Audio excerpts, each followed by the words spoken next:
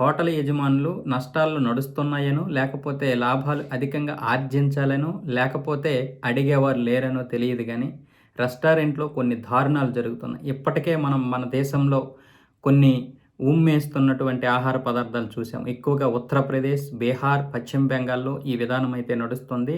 ప్రతి దాంట్లో కూడా వాళ్ళు ఉమ్మేసి, ముఖ్యంగా ముస్లింలు తయారు చేస్తున్నటువంటి హోటల్లో ఉమ్మేసి తయారు చేస్తున్నారు. అలాగే ఇప్పుడు చైనాలో ఒక సంఘటన బయటపడింది. ఒక దారుణమైన సంఘటన ఏంటంటే, కస్టమర్లు తిని వదిలేసినటువంటి సూపులతోటి, అలాగే మిగతా ఆహార పదార్థాలతోని రీసైక్లింగ్ చేసి ఆయిల్ తయారు చేస్తున్నారట. ఆ ఆయిల్‌ని కొత్త ఆయిల్ ప్యాకెట్‌లోను, సీసాల్లోను పోసేసి మళ్ళీ అదే ఆయిల్‌ని వినియోగిస్తున్నారు. ఈ విషయం ఒక కస్టమర్‌కి తెలిసి ఫుడ్ సేఫ్టీ అధికారులకైతే ఇన్ఫర్మేషన్ చేయడం జరిగింది. వాళ్ళు వెంటనే వచ్చి ఎంక్వైరీ చేస్తే ఆ యజమాని కూడా ఒప్పుకున్నాడు. మాకు నష్టాల్లో నడుస్తుంది. అందుకే మేము ఇలాగ చేశాం. దీనివల్ల రుచి కూడా ఎక్కువగా ఉంటుంది. అందుకే కస్టమర్లు కూడా వచ్చి బాగా తింటున్నారు. అయితే ఇది మేము ఈ సంవత్సరం అదే 2024 సెప్టెంబర్ నుంచి మాత్రమే చేస్తున్నాము. అంతకుముందు మేము చేయలేదు. కేవలం నష్టాల్లో నడుస్తుందని ఈ విధంగా చేయడం జరిగిందని చెప్తున్నాడు.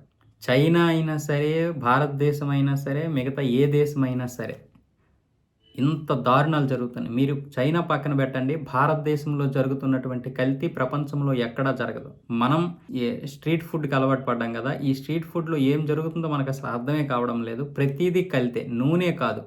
అందులో కలిపినటువంటి ఏదైతే ఒక బజ్జీ ఉంటదో, ఒక బజ్జీ కాదు చేపలుంటాయి. లేకపోతే ఇంకేదో ఫ్రై చేపలు చేస్తారు. లేదా మనం రెస్టారెంట్‌లకెళ్తే లోపల ఏం చేస్తున్నారో తెలీదు. పెద్ద పెద్ద హోటళ్ళకెళ్తే వాళ్ళు లోపల ఎటువంటి కుళ్ళిపోయిన మాంసాన్ని అమ్ముతున్నారో మనకు తెలీదు. ఎటువంటి కుళ్ళిపోయిన మాంసంతో వాళ్ళు ఆ స్మెల్ రాకుండా అన్ని విధాలుగా జాగ్రత్త పడతారు.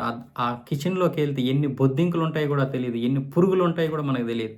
అవన్నీ కూడా మనం రోజు ఎన్నో తినేస్తున్నాం.